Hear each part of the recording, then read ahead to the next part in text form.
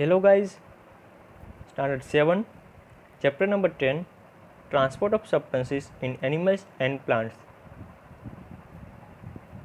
So guys, in the previous video, as we have learnt about the transport of substances like water, respiratory gases, minerals, then extracted products which has been transported, then transportation in plants like xylem and phloem, then definition of transcollation,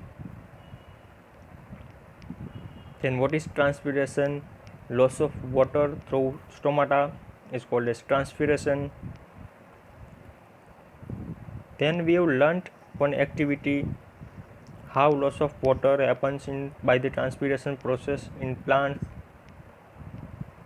Then homework was assigned on the last day. It was like a year. Let's solve it.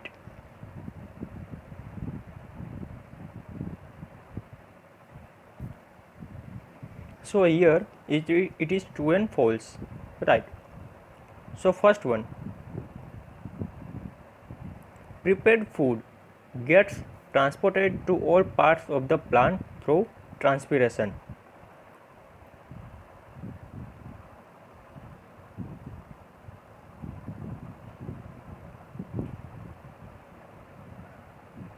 So answer is wrong, because prepared food will be transported by phloem, right? It is tissue. The first one is wrong. Second, xylem carries water and minerals to the stem. So this is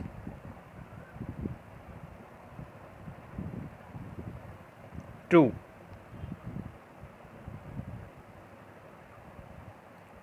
Third one, stomata are a vascular tissues.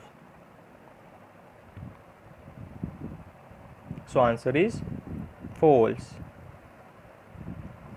because xylem and phloem both are vascular tissues, not stomata.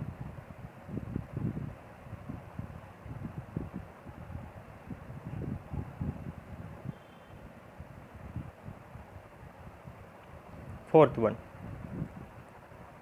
transcollation occurs through xylem. So this is false, because it is done by the phloem, not xylem, right?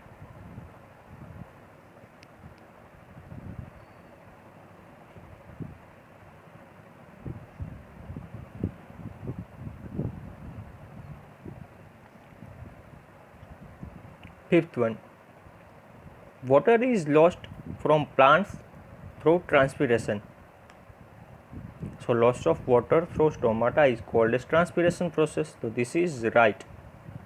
This is true.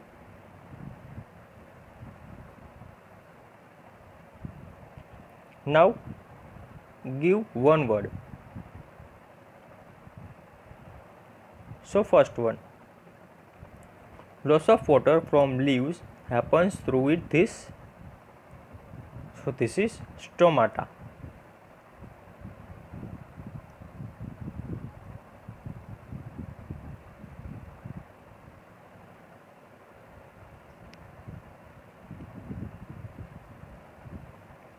Now second, the process through which plant lose water or loss of water is called as transpiration process. So answer is transpiration.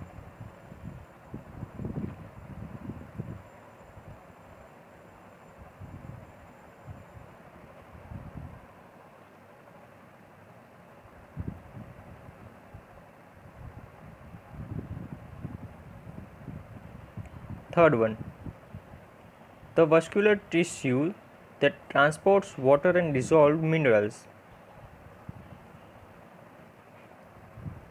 So it is xylem. Xylem and phloem both are vascular tissues, right? But xylem transport water and dissolved minerals. So answer is xylem here.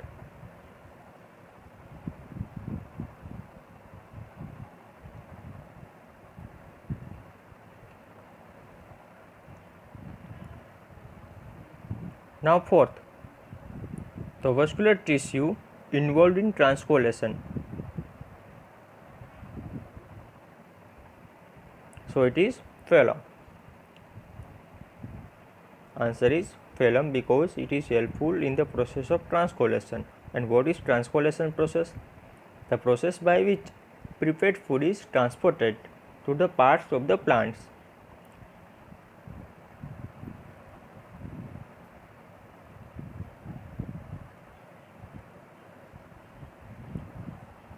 So okay guys, what are we going to discuss today?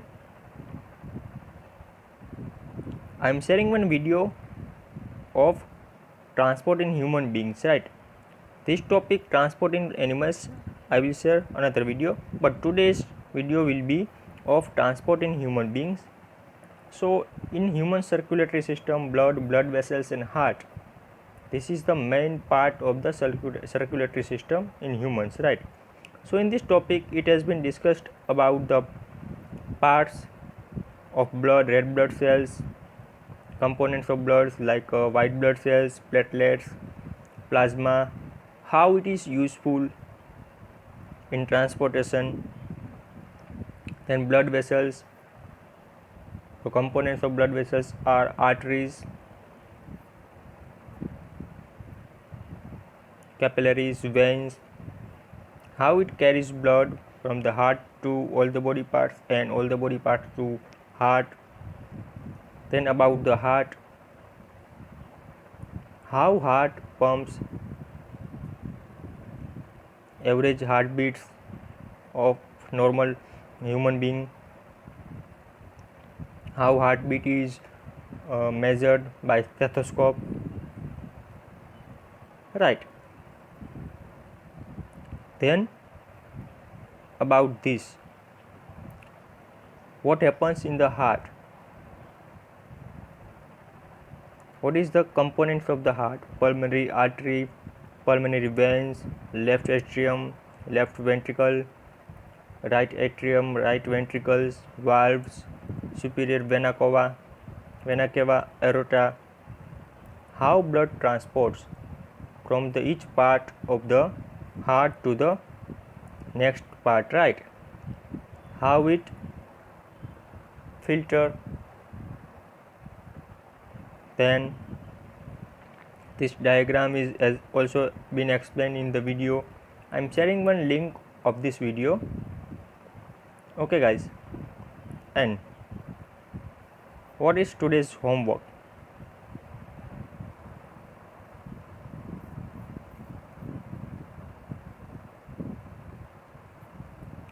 Take out page number 160, solve in textbook.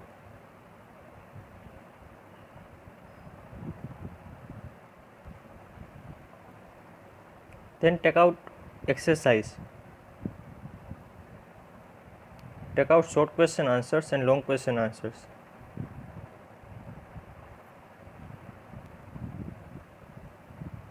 Write down short question number 1, 2 and 3 and long question 1 and 2. Name 3 components of blood, right? So first short question, which is given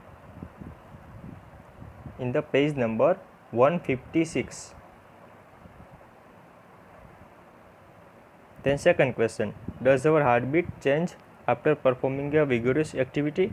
This is also given in the today's topic, right? So your answer you will find from the page number 156 to 159. So write down short and long both the answers in fair notebook. Okay guys, thank you, have a nice day.